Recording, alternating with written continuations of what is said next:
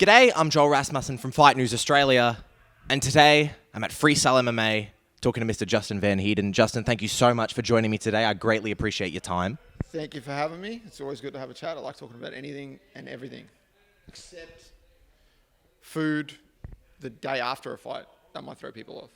Yeah, you don't like talking about food the day after a fight? How come? I've had everything I could possibly want the day after, so I don't even want to look at food.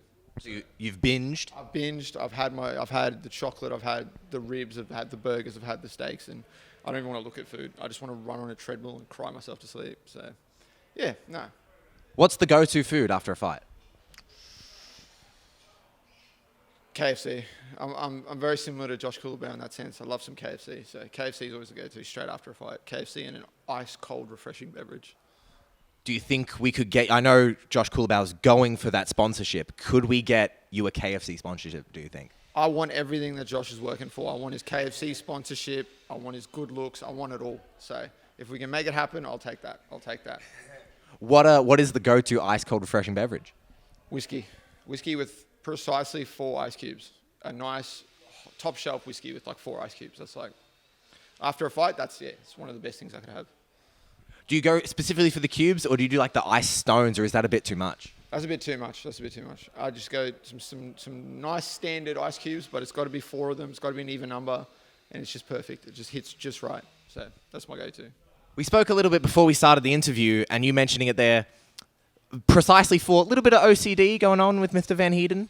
Yeah, I think I'm getting it like second-hand OCD from Joe, the great Joe Lopez. He's definitely got it. I think it's starting to catch on with the boys in the gym and the girls in the gym. It's just a thing. Like when we're packing up and cleaning after a session, everything's got to be like spot on, perfect in its right spot. So now it's transitioned over to my personal life, and now I'm starting to be corrupted by this. I was a carefree guy, I didn't care about these little things, but now Joe Lopez, he's changed me. I'm a changed man. I've got OCD, and maybe that's why I'm being so successful in fighting. I don't know. There could be a correlation. There could be a correlation. A clean house, a clean mind, clean diet, championship. Look, when you say it like that, it sounds good. I don't know if I always do all those things, but I try my best. I'm a journalist. If you need anything dressed up ever, I'm the guy. I'm the wordsmith. At least I try to be. We should probably talk about some training and some fighting and training here at lovely Freestyle MMA. I was fortunate to come down before we started the interview. You guys were doing some sparring. How did sparring go today? Yeah, some really good quality rounds. Obviously, we got a few people with some fights lined up. So when the energy, whenever there's like fights booked and stuff like that, there's that little bit of extra drive for the sessions, like, because obviously you want to be a body for the people that are preparing for a fight. You want to give them the best sort of looks. You want to give them a high quality sort of work rate so that they're getting the most out of it. But at the same time, it's going to force them to build and push, and then it's the benefits of coming back your way. So yeah, obviously I got a couple of my teammates preparing for fights. Obviously Seb's fighting on the upcoming Eternal card. Amina's now back in the gym from being away on holiday for a couple months, so she's ready to get going. I think she's looking at getting back in there as soon as possible.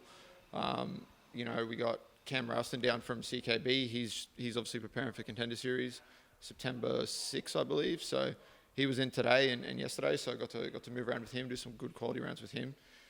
He's a big boy, so I had to get in there and push the pace, show them that us featherweights can move around. But no, it's been cool. So, and that's probably the best thing about coming in here, like any sort of given Saturday or whatever when we're doing our sparring, is you don't know who's going to just randomly pop in. So it's always some good looks, always. And obviously the people I'm here with every day, grinding with, and Joe's kind of consistently monitoring what we're doing, breaking down the key things that he wants each person to sort of work on and focus on or work towards, and then making sure that we're all getting the looks that we need. But then at the same time, you're getting people come through the door that are, super high level, people that you don't get to share the mats with often. So they bring different looks, sort of different things to focus on. So obviously today, moving around with someone like Cam, he's a big, tall, lanky guy, he's a big, strong dude. So for me to kind of, find success, I had to sort of really sort of work a few different things that I normally wouldn't have to use, because different body types, different attributes. So for me, I'm getting a lot out of it because I have to work on a few other things that I normally probably wouldn't need to use. And for him, it's sort of a different look too, I guess, because I'm trying to put him out of his comfort zone and kind of emulate what his opponent's going to do. Granted, I'm not a middleweight, but I think I have the attributes to sort of mirror the game plan that his opponent's going to want to do, and that's sort of probably be more wrestling heavy. So it was cool, great rounds, and energy's high, so can't complain. I wanted to talk about that. You mentioned it there. You've got so many people kind of coming through the doors. Not to talk about people I've spoken to before, but a lot of the people I've spoken to before, the last person I interviewed was Arlene Blenko, and she was just about to come down here. What is it like to be at a place where so many people are basically like clamoring to get down here? This is your home ground, if we want to use that kind of metaphor, but you've got so many people coming down from all over the world, especially in our region, who are the highest level people, and they're coming here. What does that do to your game? Yeah, it's definitely beneficial, and it's just so cool, but it speaks to the culture that we have within Australian MMA as like a broad range. Obviously on the regional scene, it's hard because you're going to share the mats with people, and then you might have to fight them. And I guess for some people that can be awkward, but for the most part, the people that we got coming through the doors are a lot of the athletes that are sort of fighting at a top level in some capacity, whether it's Bellator, the UFC, etc. So we're not really, it kind of removes, I guess, that awkwardness for those people to sort of come in and train at the gym, and there's those relationships and connections there. So if like you touched on, Arlene's constantly coming down, you got Malaki constantly coming down, Kulabau, people from the boys from CKB are popping through when they're here. You got people like Frank Hickman coming in, Craig Jones. Like, we're just spoiled for the amount of knowledge and talent that we have coming through the door. And like, you look at the sort of last camp that Volk just did for, preparing for Rodriguez, the bodies that we had in the gym to sort of emulate those looks for Volk's camp. And then, obviously I was in camp myself for my title defense. And then that week, 2 weeks or whatever, right after my fight, I could just come in, be a body, and try and do the same thing, just slot in and emulate the looks that he's possibly going to get, but then also share the mats with guys like Blood Diamond, Carl Van Roon, and get those little tips and tricks to add to my arsenal, pick out little things from their games and what they use and stuff like that, and try and add it. And that's probably the best thing. And I like to, I'm walking into these sessions and coming into the gym whenever there's someone in here that's popping through the doors, and I'm like thinking, okay, what can I take out of this? What can I apply to my game? And I'm hoping that I'm giving them the same sort of thing, like I'm giving them some looks, or helping them sort of level up their game in the same way. Because at the end of the day, it's a two-way street on those sort of things. And I think although people might have exposure to high-level training partners and people coming through the doors, it's only going to benefit you when you're open enough to that. And I think a lot of people are afraid to put themselves in uncomfortable positions, especially when it's someone that's coming through the doors from another gym or somewhere else. I don't think, I think people have this, they don't, especially, I know down the line, if say you are in a similar weight class or something like that, I think in the back of their mind, they have this thing like, oh, what if I need to fight this person one day? I don't want to show too much, or, which is just silly, because, you can't put so much emphasis on something that might happen or might not happen. And if it does happen, it's going to be down the line. And I don't know about anyone else, but if you look at everyone at Freestyle, and especially start at the top, look at Volk, and you look down to our amateurs, people are improving fight to fight because we all have that same mentality of wanting to just get better. You don't want to stay the same. So, you don't need to worry about stuff like that. You're not going to be the same fighter 2 weeks from now that you were, that's standing here. I'm not going to be the same fighter now that I am now in a month's time, in 2 months' time, in a year's time. It's going to be different because I'm looking to improve, and I'm taking the example that someone like Volk sets, the guidance that we have from Joe, and just applying it all together. So it's spoiled for choice here. It's ridiculous. What kind of confidence do you have, and does training in a place like this give you for exactly that? It's for someone to come in, I don't want to say off the street, because obviously these are high level people, but come in and they may be in a similar weight class than you. They may be, especially when you're on the regionals, and you go I have no issue giving you my all, because I know that if we meet each other down the track, I am confident in myself. You know what I mean? Yeah, and that's what you want. You want there's obviously building up in the regional circuit. You're gonna share the mats potentially with potential opponents and stuff like that. And then I'd rather just get after it and get what I can out of the sessions and sparrings and grappling sessions or whatever with that person, so that because I'm a big believer in the more if you're pushing it to that level and you're sort of pushing it to that point where you're getting everything out of what what they can offer, and you're giving them everything back, there's going to be nothing to worry about if that happens in the future, because you both know what to expect. The level that both people are at, you know the weapons that both people have. You're not going to be in the fight, then all of a sudden, you know, this person busts out like a spinning heel kick and you're like, where'd that come from? I've never seen them throw that, because they just kept it on, you know, kept it hidden away. So, yeah, I don't know. I don't really worry about stuff like that. Like the training that we do here, the knowledge that we have here, the like you said, the people I share the mats with daily, the people coming through the doors, all of that compounded. It's hard not to be confident going into the fights, but at the same time, it's like there's not like, we're not overlooking people. Like you're not walking into a fight going like, oh, I'm just going to run through this person. If that happens, then cool. That means I did the work, and you know the game plan came together, and everything was done right, and that's why the result turned out that way.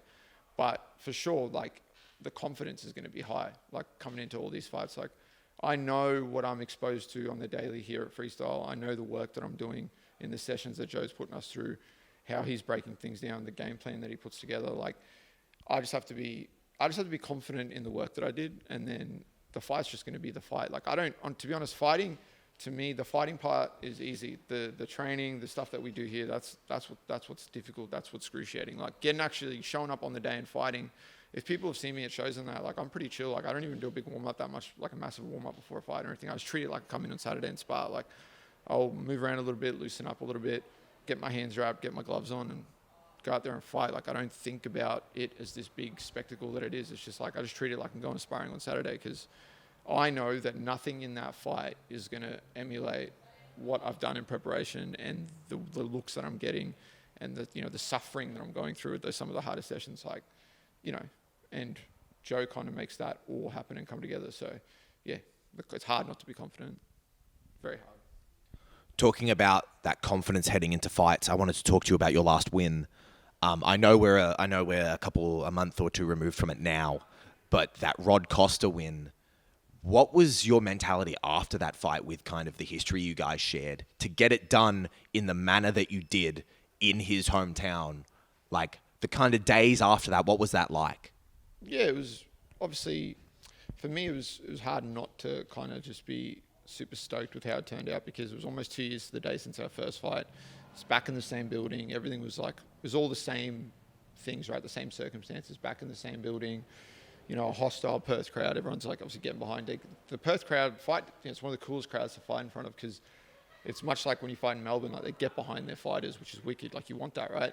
So when you're walking out there, you know, people are booing, people are like letting you know, like you're in enemy territory. So it was kind of cool to just go out there and just, yeah, get the finish the way I did.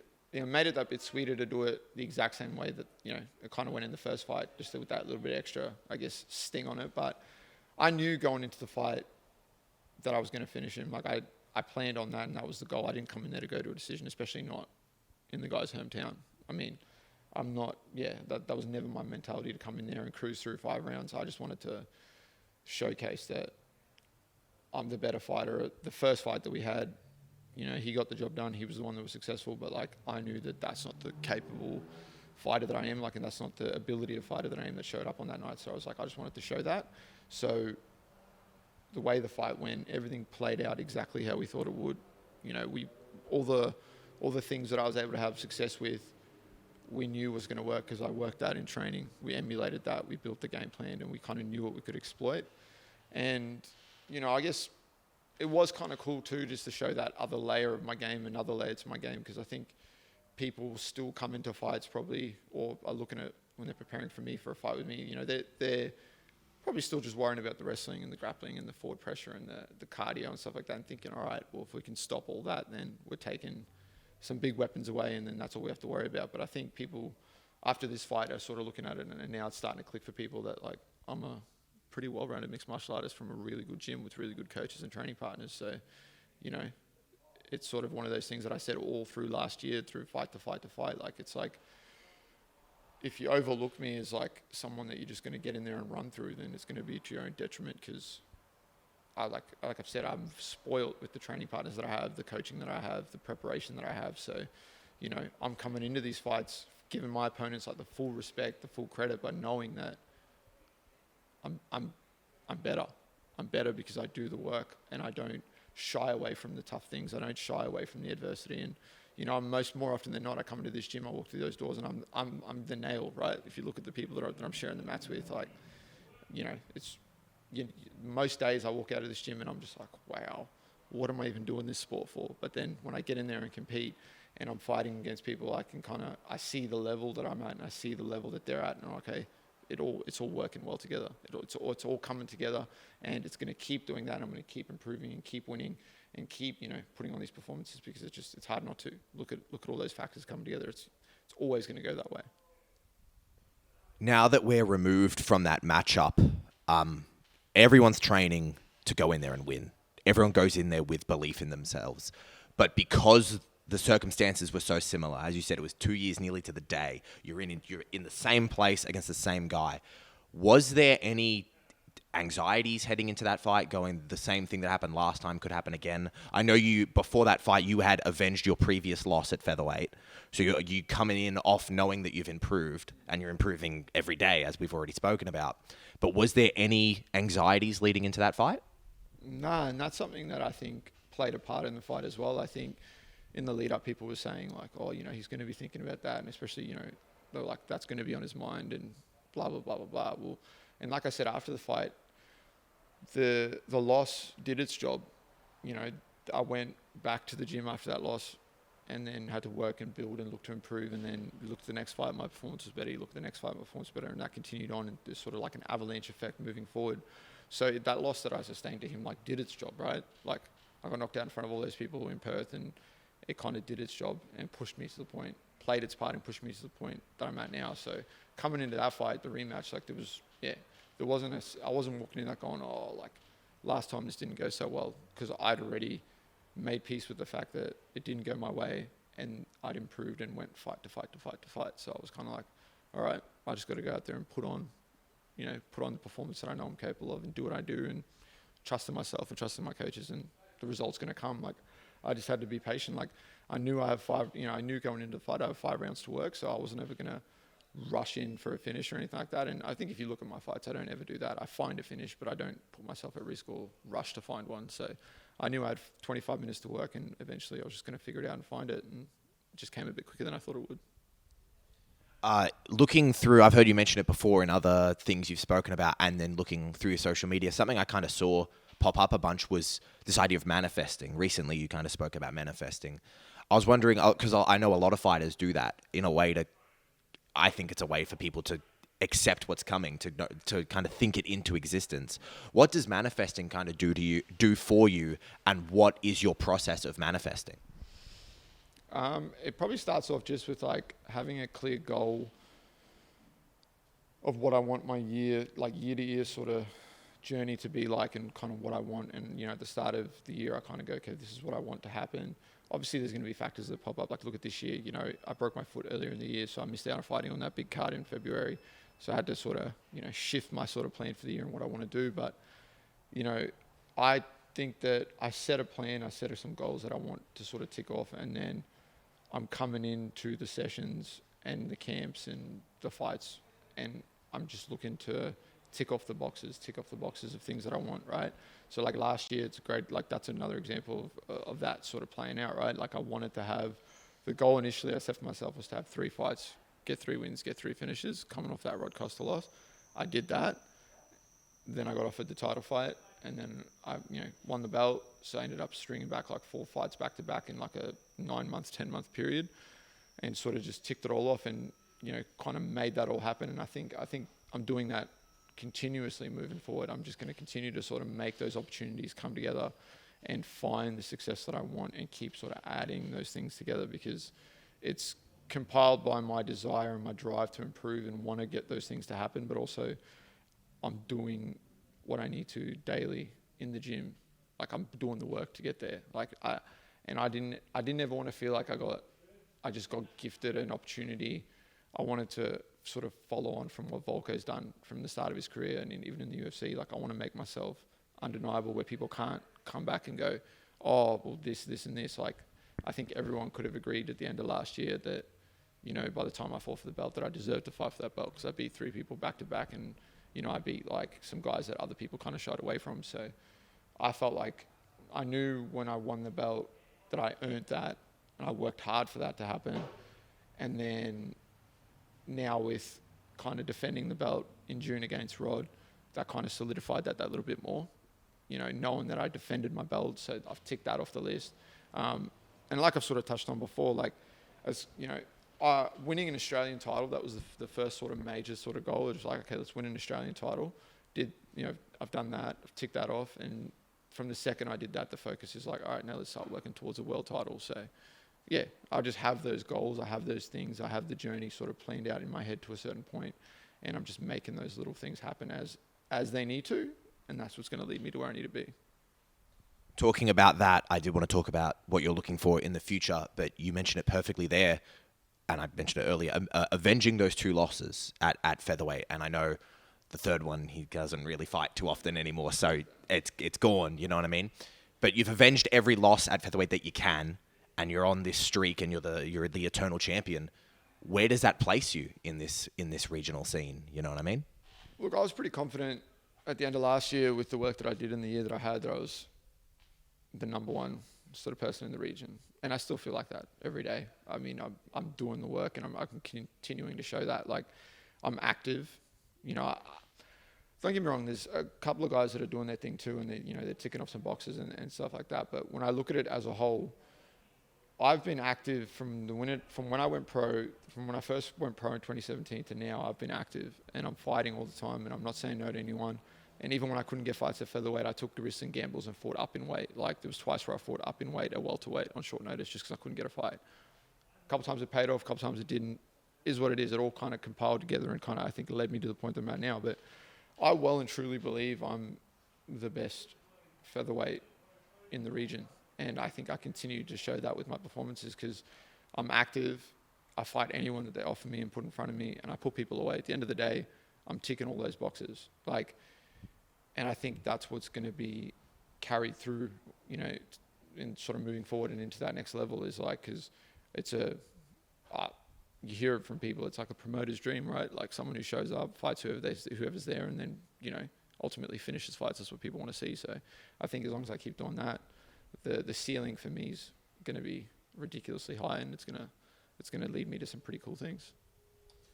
You've mentioned it a little bit throughout this interview, that kind of the example led by Alex Volkanovski. Everyone, for good reason, because fighters in the scene, everyone's very accomplished. But everyone says they've got the best team in the world. We've got the best guys in the world. By the measurable statistic, you do. You have the universally recognized guy, the guy. And as well as that, he is in your weight class. So he's a direct comparison you can make. What does that do both to your skills, your physical skills, but your mentality as well? Where when you're stepping in there against him, I'm training with the guy. When it's sort of that, when the training side of things, it's obviously going to give you the benefits and the boost that you need. Like, he's a freak. He's ridiculously good. He's an incredible fighter. So like, that's going to be the benefit. But for me, the biggest things I draw from Alex, and it kind of goes hand in hand with Joel as well, is just the example that they're setting of how to carry yourself in all other areas as well, and across the board. So, like, if you look at the journey that has happened, it's not been like they haven't talked their way into any sort of opportunities, or they haven't like sold a thing just to kind of paint this picture to get something out of the sport. It's just been like hard work, and then just putting it on when they need to, and they, rising to the occasion. So yeah, the way he kind of carries himself as a champion in and out of the cage is something that I kind of try and emulate as much as I can. And, he's just a great dude outside of fighting. I think people see what he is as an athlete, see what he is as a champion, but he's just a really cool guy. He's a dad too. He's just a genuinely cool guy. So I'm just trying to like emulate what I can, draw from that, and apply it to my own sort of journey, and then just add that into the guidance that I get from him as a training partner and as a coach, and then from my head coach, Joe Lopez, and what he kind of sets as well, and the example that he gives. So all of that combined, it's just, I'm literally in the best possible place and situation that I could possibly be in to be a professional fighter and pursue this sort of sport. Like, obviously there's great gyms all over the world and there's great fighters all over the world, but yeah, when it comes to featherweights and it comes to the best of the best. I train with the best guy in the world, and yeah, it's gonna give you the boost in those areas. It's gonna give you sort of a whole other appreciation of the level that people are at in this sport, and you go, wow, well, that's where this person is. That's the level that you need to be at. That's where I need to try and strive to get to. So, yeah, it's ridiculous. I can't complain. So the fight game is crazy. People getting called in on short notice. People drop out. You step up. All different things happen. And as you mentioned before, throughout your career, when there's a fight to be fought, you step up. Whether that means short notice, whether that means different weight class.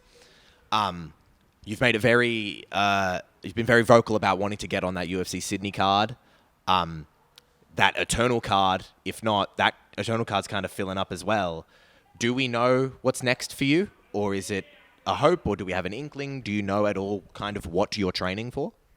I'm just we're just pushing for whatever is the next best opportunity, really. That's sort of the focus. Obviously, I know, obviously, that's the goal, right, is to make that step up. And I said that after my last fight. Like, I've fought the best people in the country. I want to fight the best people in the world. I feel like I'm more than ready to do that. So we're working and pushing towards what the next best opportunity is. Obviously, you want to progress forward. This isn't a game of trying to like maintain and kind of be in the same sort of point. You want to progress forward. So that's the sort of focus, and that's why I'm training.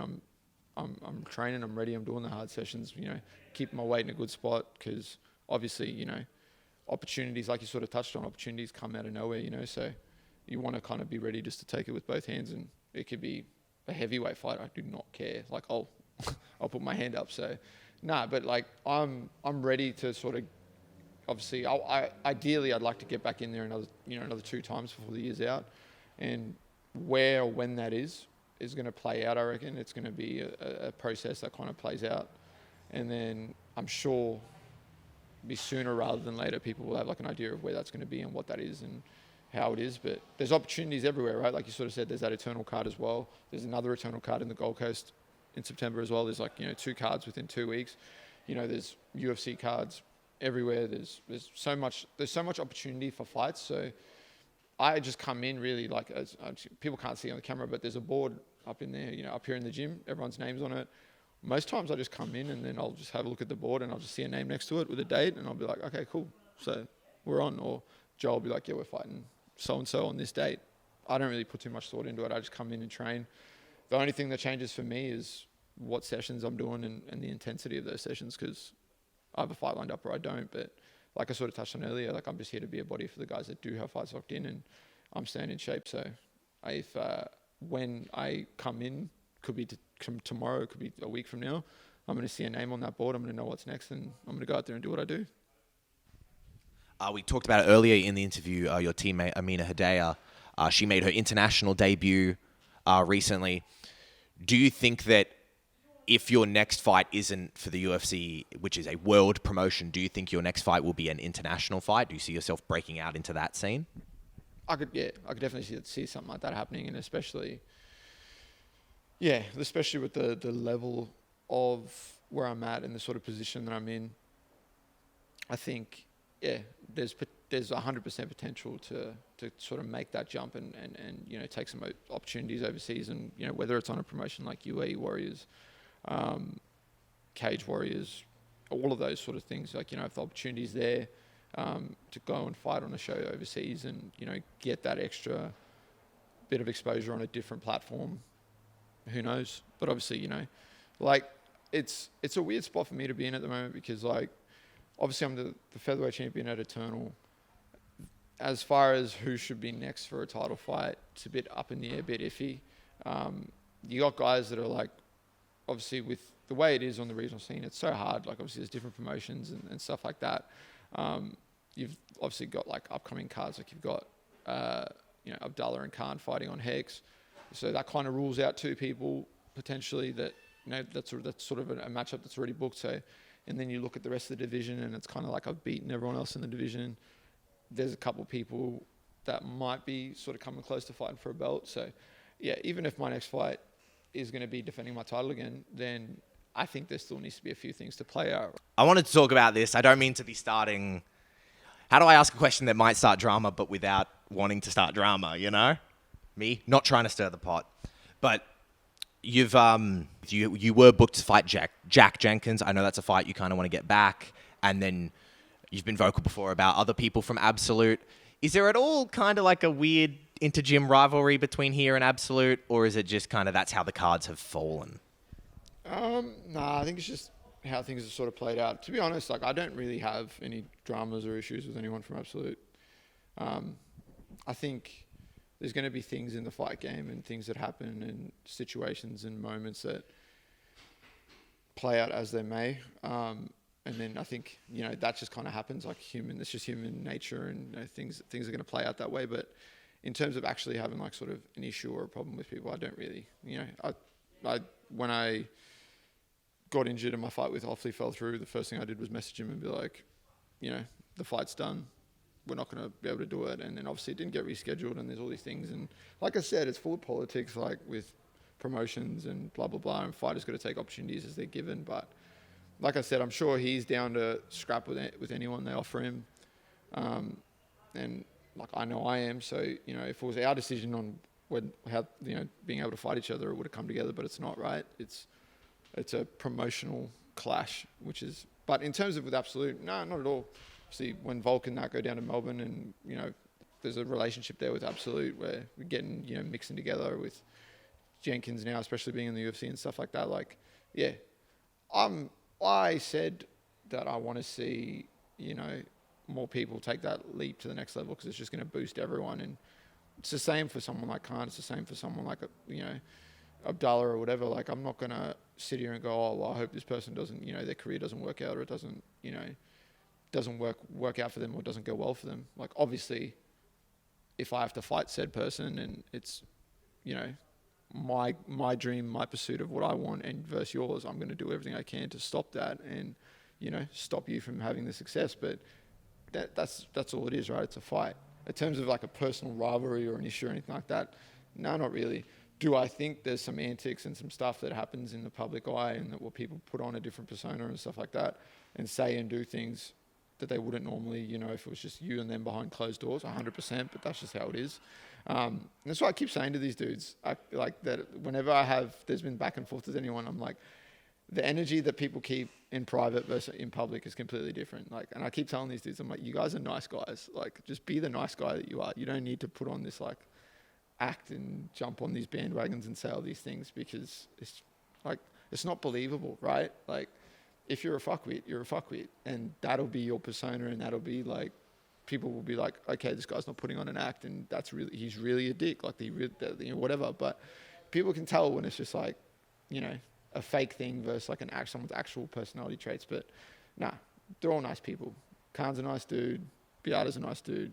They're all very respectful. So yeah, it's just fighting, right? It's just everyone wants to fight. Everyone wants to have the opportunities. Everyone wants to cement themselves as the best person. But and there's going to be that, I guess, bit of ego involved in fighting and wanting to like be vocal about that and tell people that. But at the end of the day, people are going to believe in themselves. People are going to push themselves and promote themselves. We have to in this game. But one thing that is for certain is numbers don't lie. And when we look at it across the board, my numbers are pretty damn good. So yeah, I can't complain. Yeah, definitely no personal rivalry. Obviously, I want to see how that fight plays out. I want to see what's next for both guys. I want to see what's next for everyone. I want MMA to sort of keep continuing to rise in the regions, because it's just going to benefit everyone. But the only time I have to make it a semi-personal thing is if they're standing across from me in the cage, and I've got to go out there and do my job.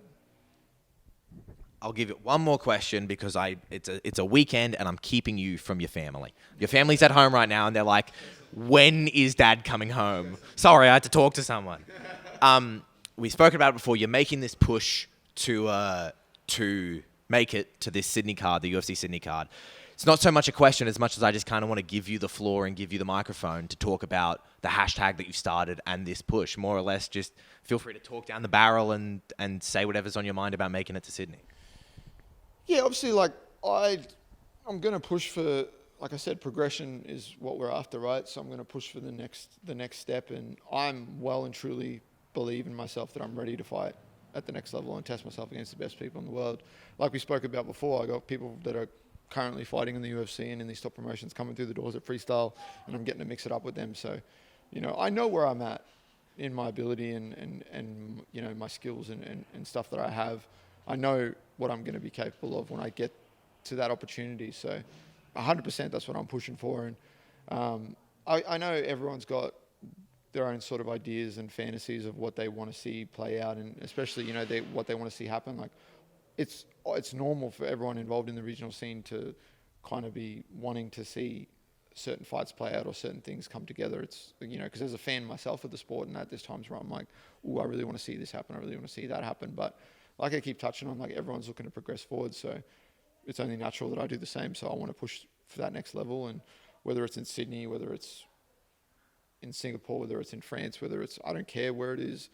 All I need is a date and a name, and then I'll show up and go out there and do what I do. Like I kind of said I've said in the lead up to this, like, I will fight people on any notice. Weight classes don't really matter to me. And then I go out there and I put people away, right? I find finishes and I put on exciting fights and pull people away. So I know that there's a market for that, right? That's what that appeals to everyone, because you don't need to have an intricate knowledge of the sport to understand that, that guy went in there and put the other guy away and finished him. So, and then go, I want to see more of that. So 100% I'm pushing for what's next. I'm pushing for the next level, and I have no doubt, and I'm very confident that I'm going to be competing and mixing it up with the best people in the world sooner rather than later, and then kind of just continue to show what I and my team already know, and just kind of make that push to join my teammates and friends in the UFC, and start grinding and progressing forward with them. Obviously, I've got a few friends of mine, obviously, that are already in the UFC and stuff like that. So without a doubt, like, I'd love to make the push to join them and be in there with them and start my journey and sort of climb the ranks, right? But that is still, I know it's getting closer, but that is still would be the perfect way to do it, right? A UFC debut in Sydney alongside the other top sort of athletes, Anzac athletes, and a few of my friends fighting on the card and people that I'm close with. So it'd be absolutely sick, but it doesn't have to be Sydney. It doesn't have to be a set time, a set date. It can be whatever, but it's definitely, my focus is on the next level, and that's what I want, because I feel like I'm more than ready. Justin, thank you so much for your time. I really appreciate it. It was an absolute pleasure to speak to you today.